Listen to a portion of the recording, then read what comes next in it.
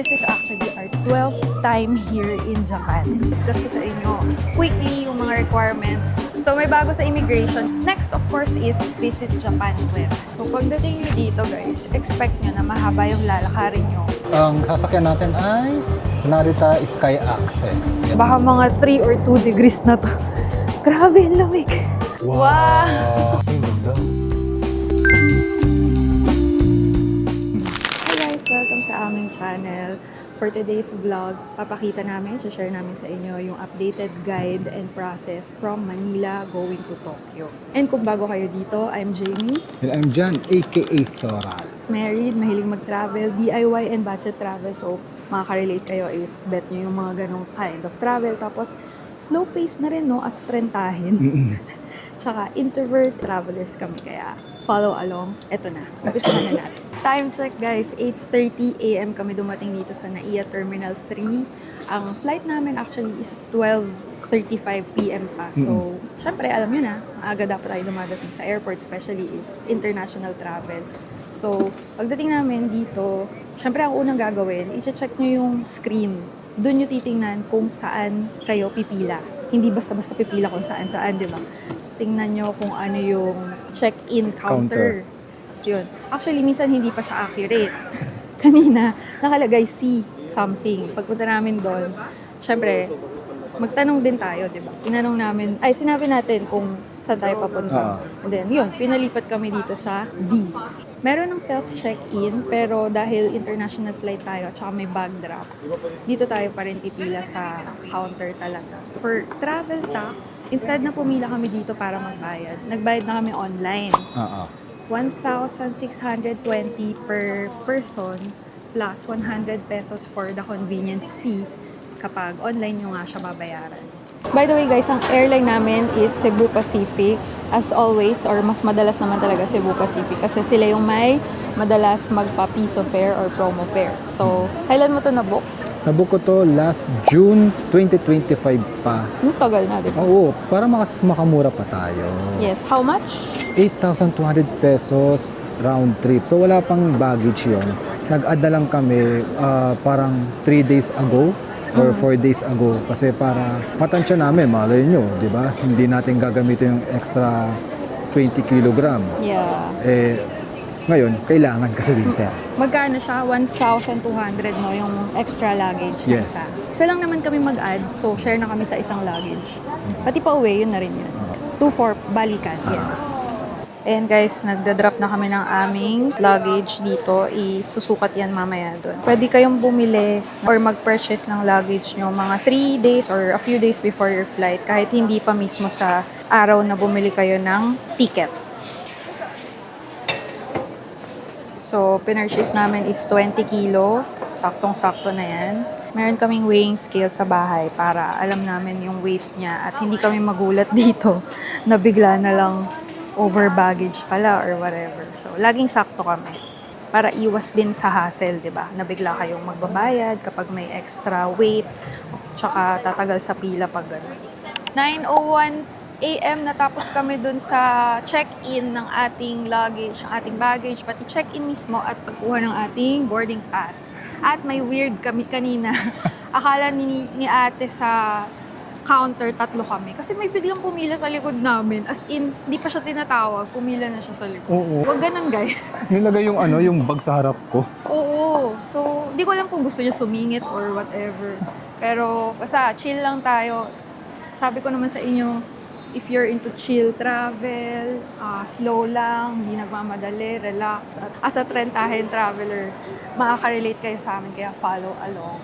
And, yun nga, mahilig din kami, guys, sa free parks, upo lang sa park, cafe dates.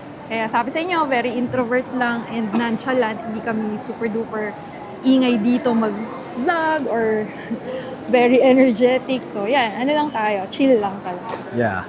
And guys, we call our viewers Taranyans kasi mahilig tayong Tara! Parang si ano yun, parang iba yun. Parang si Chua! Parang si Pops Chuy yun. Pero tara, as in tara, gala na tayo. Kaya Yes. eto na. Punta na tayo sa immigration. Let's go. So may bago sa immigration, guys. Meron ng gate na itatap nyo yung mga boarding pass nyo at masascan na doon. So dati wala yun eh. So bago-bago lang yun. I-off ko muna to kasi hindi pwedeng mag-logs doon or hindi pwedeng mag-video and picture sa immigration. Take note. Kaya after immigration, kita-kits ulit.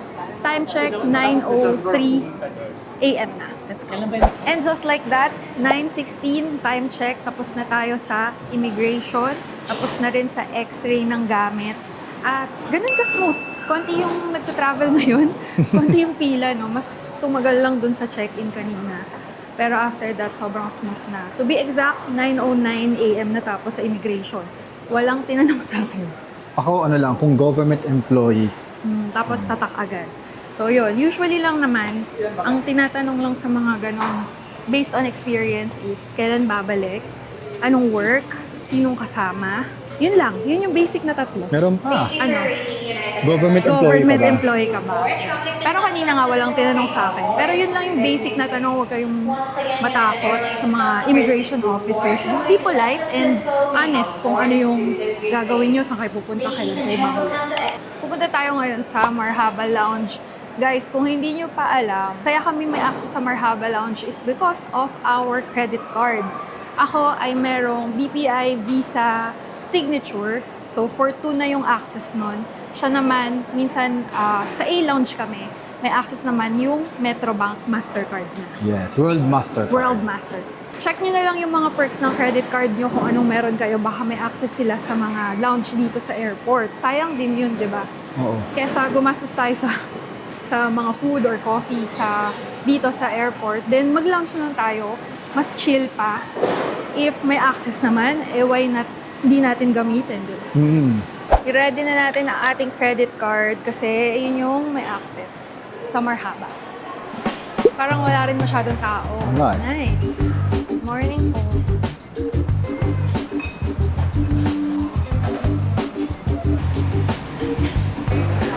Thank you po. Thank you. Time check, guys. 11:41. Lumabas na tayo ng Marhaba Lounge. So, bilangin nyo na lang ilang oras tayo nag-stay doon. Tagal, no? So, ganun yung usual routine namin kapag dito sa Terminal 3. Ngayon, pupunta na tayo sa ating boarding gate. Kasi in 15 minutes ata, boarding na. No, in 10 In minutes. 10 minutes, boarding na. Tara, bilis na natin maglakad. So, habang papunta tayo sa ating boarding gate, na boarding gate 108, ay didiscuss ko sa inyo quickly yung mga requirements pag pupunta kayo sa Japan. First of all, syempre, valid passport. Hindi pwede makaalis ng Pilipinas pag walang passport. Alam nyo na yun. And then, syempre, flight tickets, boarding pass, and all. Better if meron na rin pa-uwi. Kasi alam nyo, mas mura kapag nag-book kayo ng round trip ticket kaysa sa pa-isa-isa. Pero pwede rin naman yun. Syempre, Japan visa. Single or multiple entry visa. Kami naka-multiple kami since 2022. So, hindi kami masyadong maalam ngayon in terms of paano mag-apply ng visa kasi nga hindi na updated yung alam namin because 2022 pa kami merong visa. Join na lang kayo sa Tara DIY travel community namin kasi pwede kayong magtanong doon kung meron kayong gustong malaman about visa applications. Maraming pwedeng sumagot doon kaya join. Mag-apply kayo sa VFS, pero pwede rin naman sa mga travel tour agencies. Next, of course, is Visit Japan Web. Lalagay ko dito yung URL. So, yun yung kailangan yung fill-upan pag pupunta kayo ng Japan para hindi nyo na dun fill upan pagdating nyo. Bale, pag nag-fill up kayo nun, makakakuha kayo ng QR code. So, yun yung i-scan nyo sa machine doon sa Narita Airport or kung saang airport kayo sa Japan. So, kailangan yun para less hassle. Wala na magsusulat-sulat sa papel. Diba? And last but not the least is yung eGovPH natin. May app yun. Install nyo na lang. So, pag aalis and babalik ng bansa, ng Pilipinas, kailangan nyo mag-fill up doon. Yo. Ito, hindi naman siya necessary, pero lagi namin sinishare na mag-prepare na ng eSIM. So, bumili kami ngayon sa Supera Link. Meron kaming code dyan para maka-discount. Pero pwede rin kayong bumili sa Klook or Agoda. May code din kami dyan. So, kaya kami nag-i-eSIM kasi ayaw na naming physical SIM or pocket Wi-Fi. Mas madali yung eSIM kasi nandito ka pa sa Pilipinas, pwede mo na siyang i-set up, tapos i-on mo na lang yung roaming pag nandun ka na sa destination. Diba? Mas madali yun. So, may internet ka na agad paglapag mo dun sa destination. So, hinahanap na namin kung yun na ba yung final gate. Minsan, yung nakasulat na gate sa boarding pass, hindi pa yun yung final. Speaking of, na iba yung boarding gate namin, kakasabi ko lang kanina, di ba, na minsan hindi pa yun yung final boarding gate nyo. Tumingin lang kami dun sa screen, tsaka namin nalaman na iba na pala yung boarding gate namin. So, Nakakatawa pa nun. Dulo sa dulo. O di ba? Papunta na kami dun kanina eh. Ngayon, babalik kami dun sa may, kung saan kami galing kanina, bandang lounge. Kasi nga, yun, iba nga yung gate na. Nangyari na nga lahat ng sinabi namin sa inyo kanina na i-check nyo dapat yung maigi yung mga screen kung saan yung boarding gate. Muntik na kaming maliit din. Hindi naman, no? Pero medyo nagtumakbo kami para umabot ng maaga. Tapos ang dami rin namin kasunod sa likod na tumakbo din, tapos nagre-reklamo na walang sinabi na lumipat yung boarding gate. Tsaka kasi, dulo sa dulo. Oo, from 108 ba? 106. From 106, dulo yon to 116, dulo ulit sa kabila. Kaya imagine yung mga tumakbo rin katulad namin.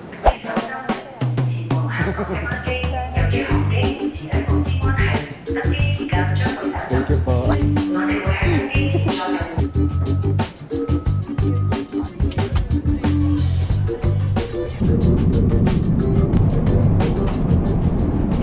Lalakad.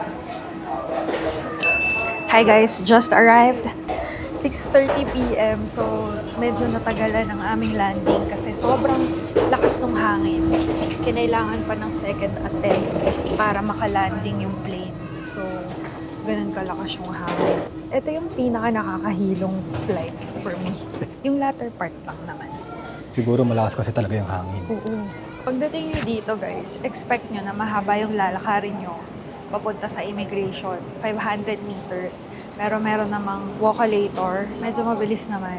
Tip namin para hindi para hindi masyadong humaba yung pila sa immigration. Diretso na kayo. Dapat walang tigil-tigil. Diretso lang tayo. No? Kaya kami, bago kami bumaba ng plane, nagsi-CR na kami para hindi na kami magsi-CR paglapag. So, diretso na tayo papuntang immigration ngayon. So, as I've said, 500 meters yung lalakarin, pero madali lang dahil may walkalator. Working yung walkalators nila. Bakit? Wala akong gustong, wala naman, sinabi ko lang.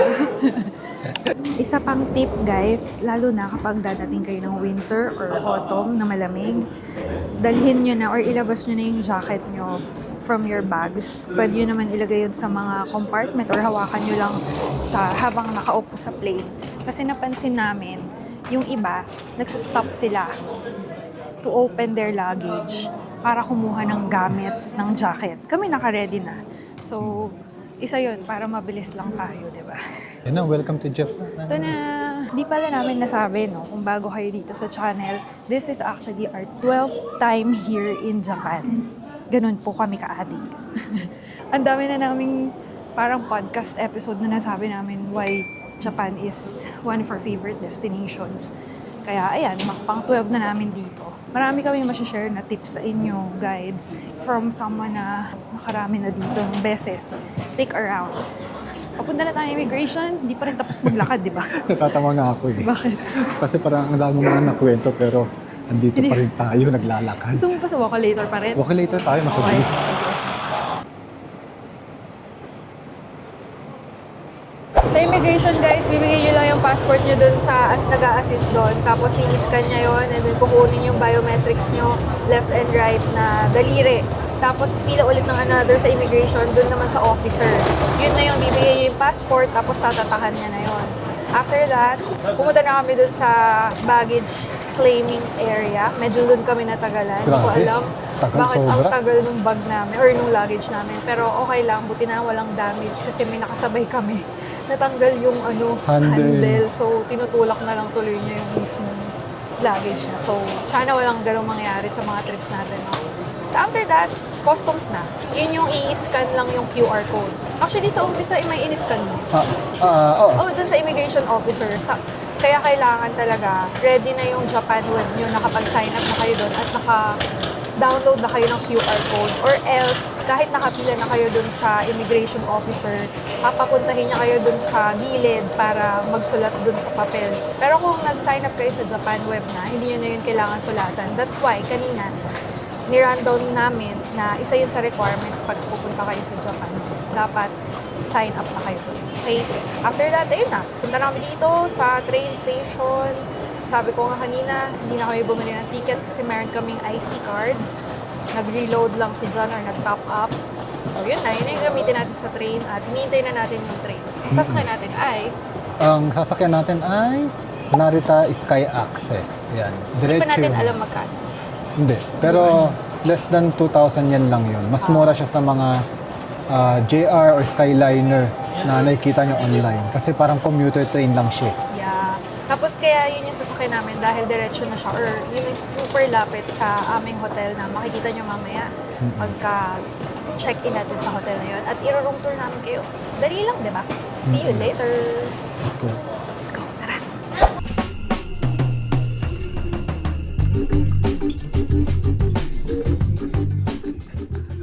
Kakababa lang namin ng train. Nanginginig kami sa labi. Oo, kasi may hangin. Pero, napubulol na ako. Oo, sabi mo, Kasi may hangin. Yan. Ang damig. Feeling ko mga 3 degrees to. Kasi kanina 6 degrees. Feels like 4 daw. Eh, may hangin. So, baka mga 3 or 2 degrees na to. Grabe, ang lamig. Nanginginig yung kamay ko. Nanginginig. Buti na lang yung hotel namin, malapit lang dun sa station. So, konting lakad lang. Kaso, extra effort nga kasi ang lamig. Tsaka gutom na kami. Siguro nakikita nanginginig yung baba ko. Ayan, medyo nawala yung lamig ng konti kasi covered. Kaya ayun yung mga gusto naming lakaran, yung mga ganitong covered shopping street. Hindi pa kami nag-a-acclimate. Tsaka kasi gutom na kami. Last kain namin, mga 11 a.m. pa or before 11 a.m. 9:30 na ngayon or 8:30 sa Pilipinas. So, kailangan natin maghanap ng kainan agad. Pero bago yun, mag-check-in muna tayo sa hotel para maiwan yung luggage and kakain na tayo mamaya-maya. Yes, welcome back to Japan na naman, guys. Welcome back sa atin. Welcome back sa inyo. See you later.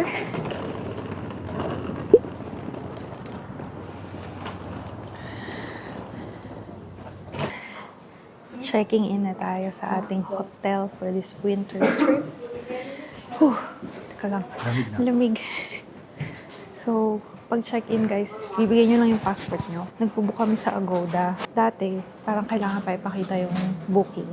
Ngayon hindi na. Parang ano na lang. Kailangan mo na lang ibigay yung passport. So, yun.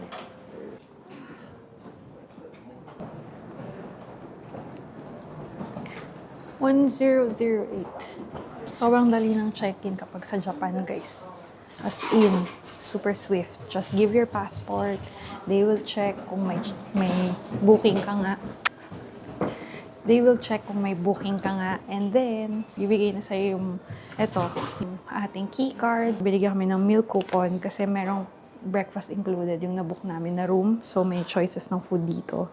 So yun, isa yun sa factor why we booked this. Pero mamaya, papakita namin ng buo yung room, tapos kung magkano na book, and iba pang info about this hotel. Okay. Ito po pala guys, sobrang convenient dito sa mga hotels dito. Pwede kayo magpa-deliver ng mga parcels nyo. Kung meron kayong mga order sa Japan or anything like this. Bigla na may dumating, di ba? Ito is partnership ko with Sakura Ko and Tokyo Treat. Pinadala ko dito sa... Kita ko ba? Pinadala ko na lang dito sa hotel. So, laging may delivery ako pag nandito sa Japan. And ang easy din. As in, wala nang babayaran, wala nang anything, may pipirmahan lang. Tapos yun, iwan na sa reception. Ito na. Malapit na tayong makapunta sa ating room. Finally. Ang ganda. Alam mo itong APA na to, kasi pangatlo na namin sa APA Hotel. Iba siya sa aesthetic, iba yung color, mas maliwanag. Tingnan natin yung room. Ito na. Let's go in. Oh, mas maluwag nga. Ang luwag ng ating room, guys. At ang liwanag. Gusto ko yung ganitong simpleng aesthetic. Kasi yung napag-check-in na namin before, okay lang naman. Pero usually, apa kasi, orange, black, white. Ito, yung minimalist na kulay. So, kahoy and puti. And ang linis tingnan. Nasa 10th floor tayo. So, mamaya tingnan natin kung may view. Pero bago yan, kain muna. Pause lang namin sandali yung room tour. Pakainin niyo muna kami, ha? Tapos mamaya, promise, itutuloy namin yung room tour kasi ang ganda. Parang ikaw? Yes! Tara, kain! Ayan guys, naglalakad na kami papunta sa kakainan natin. Since pang 12 na namin to na beses, ang routine na namin dito pagka check-in, lalo na gabi yung check-in, drop off lang ng bags, tapos labas agad. Usually, kumakain kami sa alam na naming kainan. And our favorite Japanese fast food is Matsuya. Dahil budget-friendly, masarap, tsaka available mostly kahit saan. True. Hindi na kami nag-iisip kung ano yung first meal kasi laging gutom na kami pagdating. Para less effort, doon na tayo sa alam natin. Tapos guys, meron akong listahan ng 20 plus budget-friendly fast foods na usually kinakainan namin dito sa Japan. Yung link, nilagay ko na dyan sa description. Sabi sa inyo, follow along, marami kayong matututunan. True. Hingal, gutom, pagod, kain na. Yes. Oh, ano? Pero nakakapanta ka. Extra soup. So, wakas na makakain na tayo, guys. At ang unang-unang hinahanap ng tiyan ko, gutom na kasi. Siyempre yung miso soup. Itadakimasu. Itadakimasu. Ay, shit. Sarap. Alam niyo ba guys, isa sa mga favorite kong Korean food ay kimchi jjigae. At sa Matsuya dito sa Japan, meron na din. Pero mas maasim sa Korea. Japanese to, Japanese. Let's go!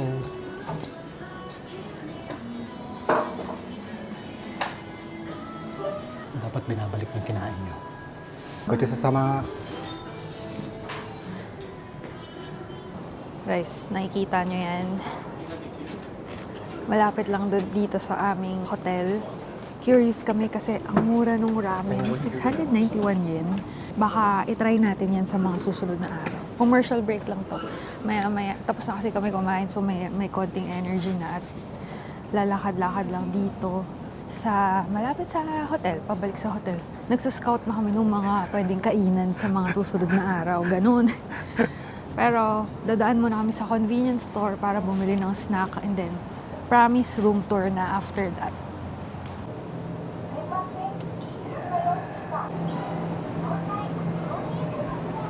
And as promised, nandito na tayo sa room. Room tour na namin kayo.